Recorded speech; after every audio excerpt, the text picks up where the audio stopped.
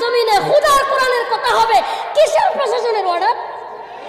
এই জন্যই তো আমি বলি আমি কোনো অর্ডার মানিও না, আমি মানি না। আমার পৃথিবীতে, আমার সংবিধানে, আমার ডিকশনারিতে আমার কোনো প্রধানমন্ত্রী নাই, রাষ্ট্রপতি নাই, এমপি নাই যদি ইসলামের বিরুদ্ধে যায়। মানি না আমি সব প্রধানমন্ত্রী, মানি না রাষ্ট্রপতি, আমি মানবো না। আমার মারবা, রিমান্ডে নিবা, জেলে নিবা, ফাঁসি দিবা, তাই তো? তোমাদের সংবিধান যা বলে, তোমাদের আইন যা বলে তুমি তা করবা। আমার আল্লাহর আইন যা বলে আমি তাই করবো।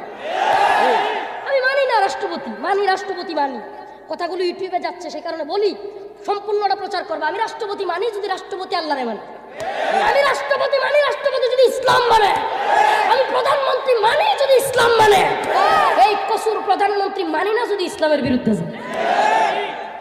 কিসের বিএনপি, কিসের আওয়ামী লীগ? তুমি মুসলমান, তোমার বড় পরিচয় সেটা। কিসের শুধু আওয়ামী লীগ, বিএনপি? কয়েকদিন আগে এই যে মির্জা ফখরুল এত বামপন্থী